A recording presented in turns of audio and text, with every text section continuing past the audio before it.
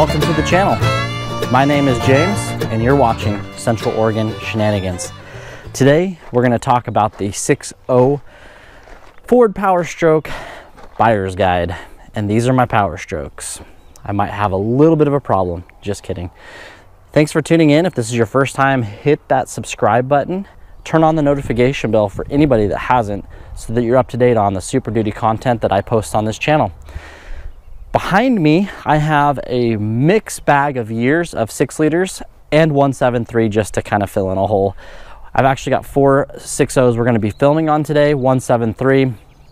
7.3s and 6.0s do not share anything of the same components at all, so we're really not going to be talking about 7.3. But if you're interested in a 7.3 buyer's guide, this video right here is the one you need to click on. We've already went over a whole 7.3 buyer's guide just like this video. With that being said, ladies, raise your hoods. Let's dig in. We're going to start from this direction and work our way around the circle. All right, guys. In front of you is a 2005 Ford Excursion. This is the last year they made the Ford Excursion. And if you're looking for one of these, mind you, even though in 05, that was the same year of truck, F350 and 250, they got coil front suspension and a whole new dash redesign, where the Excursion, they knew these were on the way out the door. They got the grill, they got the bumper, they did not get the coil front suspension, neither did they get the dash upgrade. But under the hood, if you're looking to buy a PowerStroke, these are plagued by a few problems. EGR, head bolts were torque to yield, and there was only 4 per cylinder versus 6 per cylinder on the 7.3 PowerStrokes, causing the heads to lift in some cases, and basically head gasket problems.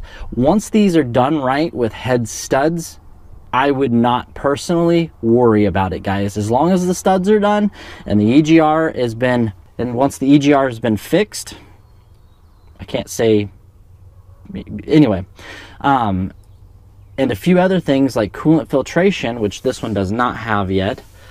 These are pretty dang good motors. I've had quite a few of them now. The injectors are a little bit prone to failing on the 6.0s if you don't take care of your fuel filters and your oil. If you don't take care of your fuel filter, / if you don't change your oil frequently, that can plague the 6.0 injectors to failing soon. So good injectors, I'm going to turn this on. You're going to hear all the solenoids buzz on these injectors all at once. They should buzz all, and they all should sound really, really good. Bzz, bzz, bzz, bzz, you know, like a buzz. The buzzing noises shouldn't have skips, or they shouldn't sound delayed. Here's another example. This one buzzes pretty good.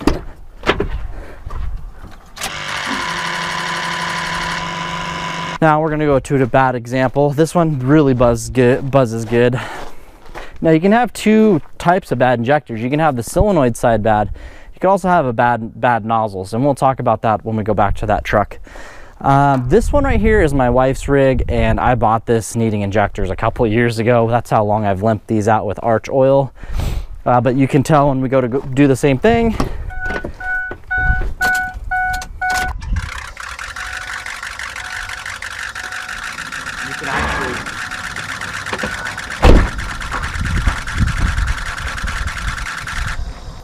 They were still trying to buzz there, and they're missing really bad. This is a cold start for this girl, and even with letting the glow plug sitting here cycling, this is what they should not start like this, guys.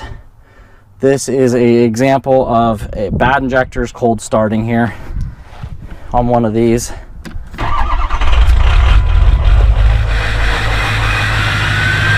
I don't know if you could hear it skip there for a second. This wasn't terrible.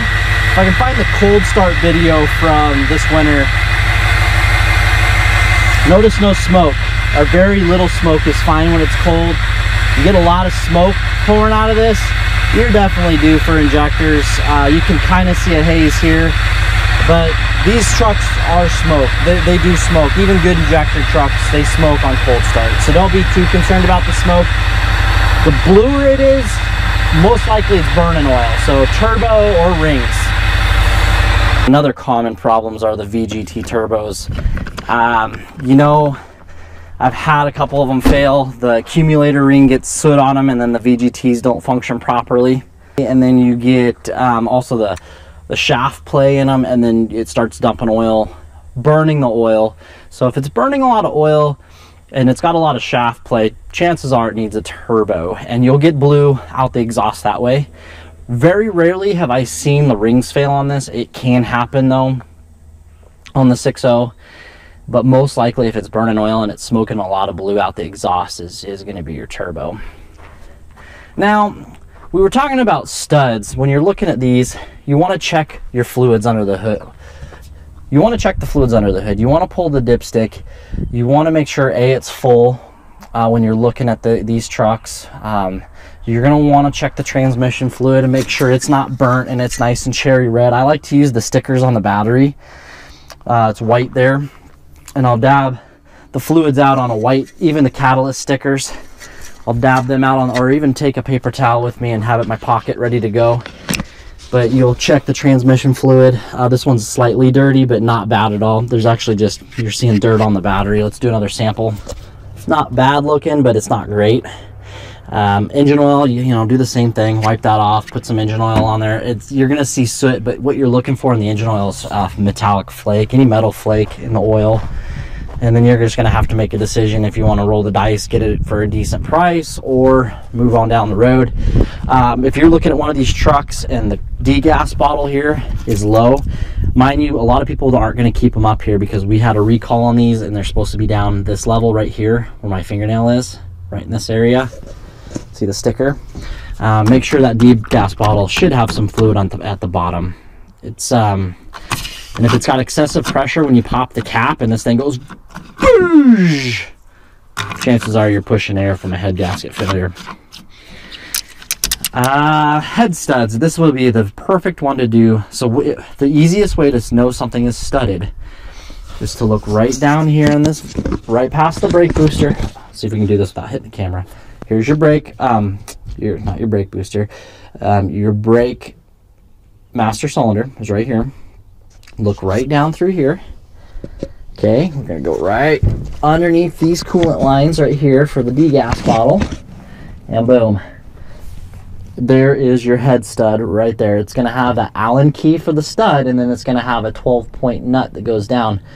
I'm gonna quickly go over and show you what a head bolt looks like. Same thing, we're gonna go right down in here. Oh, they've got aftermarket stuff in the way on this one, of course, but I'm looking down and you're gonna see a head bolt, and what a head bolt's gonna look like is what we're talking about. It's gonna be a bolt. It's gonna be a flat head, 6 sides on it, and it's just gonna be a bolt.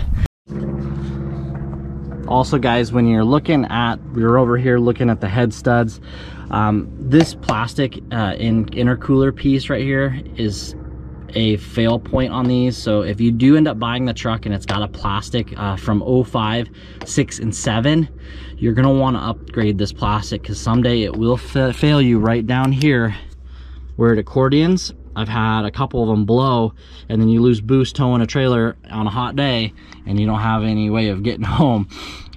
So this plastic piece, always upgrade that if you do buy one of these. This 05 over here has got an aftermarket metal one.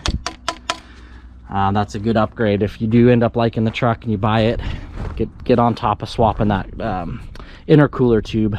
I also recommend, when you're going to look at buying trucks, these are $20. The app is another 20 bucks. So $40 is a good investment. You're going to need this if you buy any kind of PowerStroke 7.3 or 6.0. I'm not sponsored by these guys at all, and there's different types you can buy online. This one does receiving, and it can transmit, so later on you can do diagnosing, like buzz testing your injectors.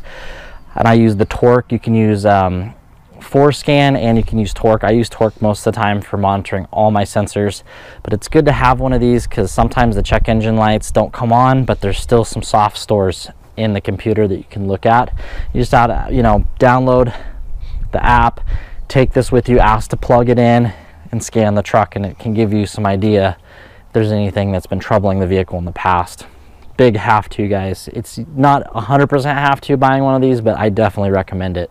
Also, if you guys see something or know something or have had an experience that I haven't shared in this video today, drop it in the comments down below. And if you're watching this video, go check out the comments down below to see if there's something down there that catches your eye.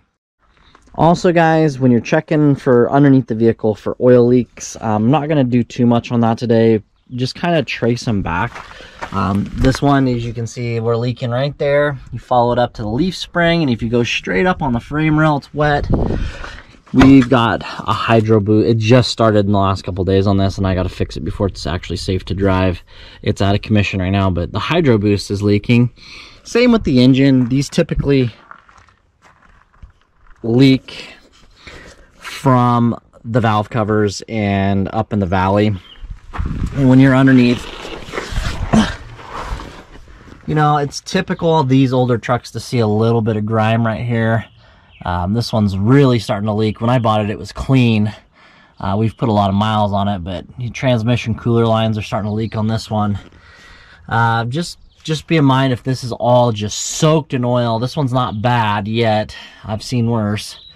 But if it's dripping down this pan and down the sides of the engine block, you probably have a bed plate issue with the bed plate leaking, and that's a motor out scenario.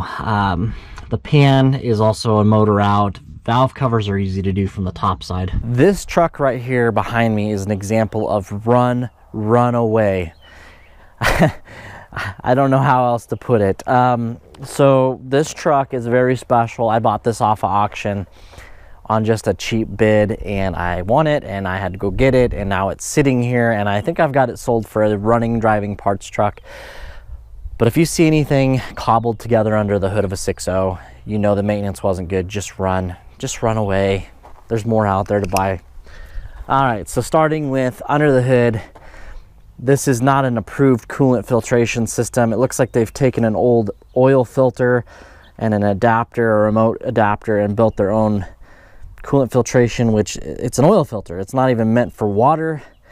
Maybe you can do that, maybe you shouldn't do that, but this install is just awesome.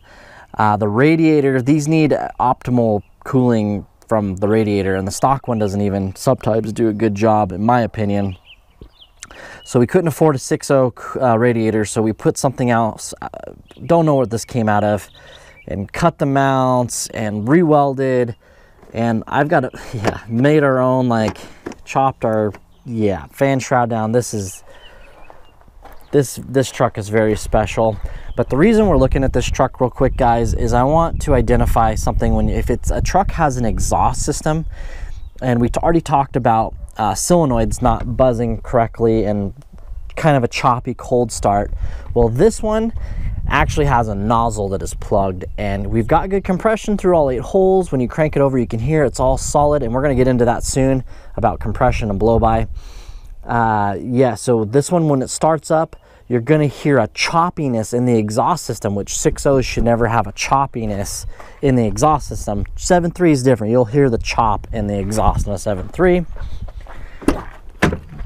And then there's another thing I want to talk about on this truck. Injectors buzz great, everything's going good until you start it. Compression hitting on all holes, nicely, all solid and the same sound. All right, we're not gonna start on that go around. We're gonna roll the glow plugs twice. It's a little curly Q thing right there. And she fires. Immediately goes into like just chop. You can see it's not running very smooth. It's very shaky. Do you hear the chop in the exhaust? Chop. And it's just not smooth. You can see the tailpipe shaking a little bit. That's an indication of one injector down. And when you rev it up, you can hear it as well. Rev it up for you guys so you can hear that choppiness. Stock exhaust system, you're not going to be able to hear this. It's easy. You can hear it, it's just choppy. Doesn't really want to idle very good. Now we're going to skip over to, if you ever are looking at one of these trucks and hear a metallic, weird noise coming from like the water pump, like the bearings failing, it's really common. You kind of hopefully you caught that on camera. What it is, my wife's vehicle did it. This one's doing it really bad sometimes. I've got a demonstration fan over here. It's this piece right here. And this bearing fails in the fan, and this piece will flop around and it'll cause a horrible noise from the front of the engine. Pretty easy fix. A couple hours, you have a new fan on it. All right, compression. We're getting right into compression. We were just talking about before we were listening to the clogged nozzle. When you're looking, when you're looking at a truck like this, guys, is to ask the owner if you can take this remote wire off. It's to the starter, and touch it to the battery and crank the engine over and make sure it's, we were just talking about this in the cab when we were cranking this one over, that it's solid through each hole, and it's got that's got good compression. It's a good way to listen for compression, and I've got an example of a bad one. Let's go take a look. All right, guys, here's my example. We're gonna take this off, maybe. Take this off, and we're gonna touch the battery right here on this post. Now listen to this motor. This one doesn't do it very bad, and it builds compression eventually, but you can hear the skip.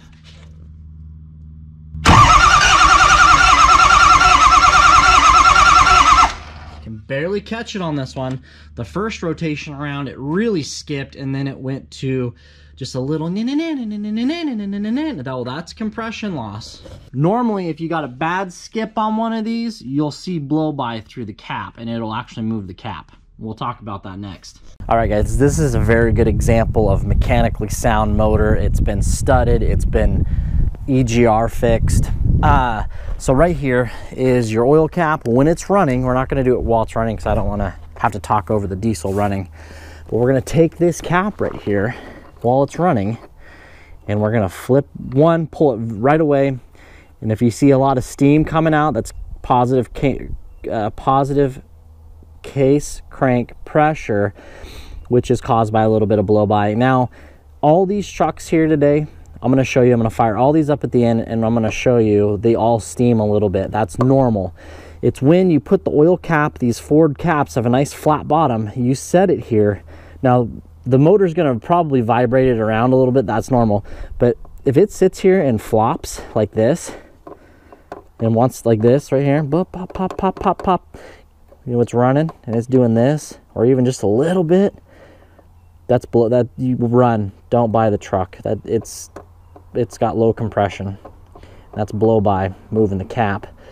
But if you stick it on there and there's a little steam going around and it's not moving enough to move this cap off there, you can also stick it in this way, and if it's moving it like that, you run away.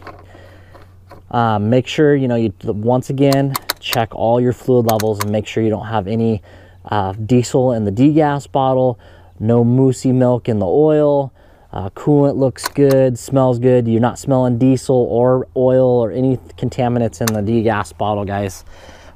Run away, because that's a motor out, head gaskets and injector stuff you don't even want to mess with. But this one's a nice clean example of a valve cover leak on this one. Leaking down this side. This is very clean and dry, minus grease of 20 some years. These are 20 years old now, guys.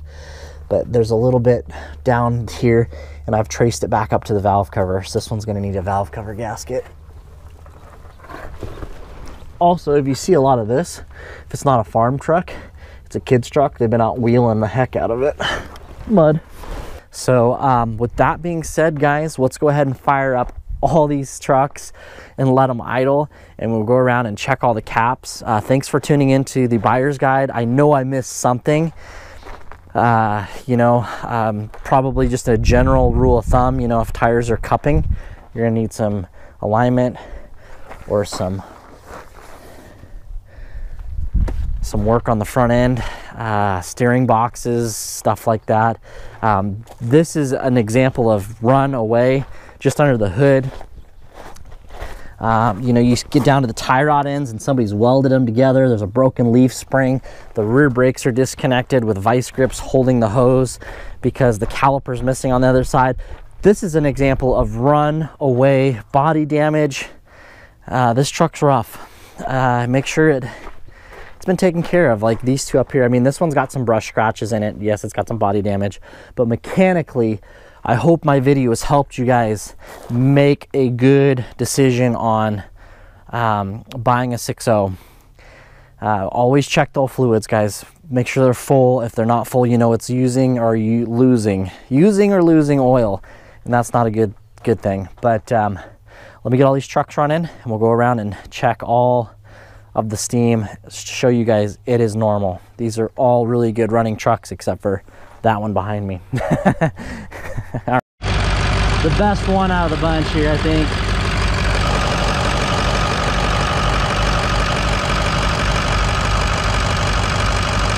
Just purrs like a kitten. 7.3, not 6.0. A little bit.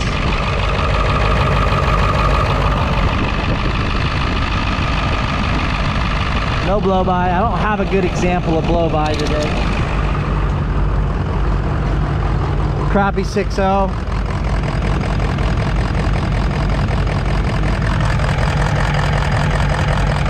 Some steam, no blow by to move the cap.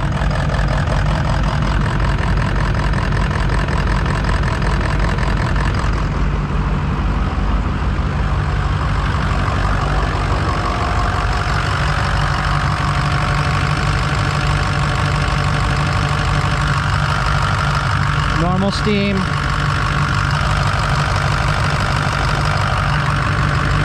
That's it. I don't have one that's going to move the cap. Already sold that one.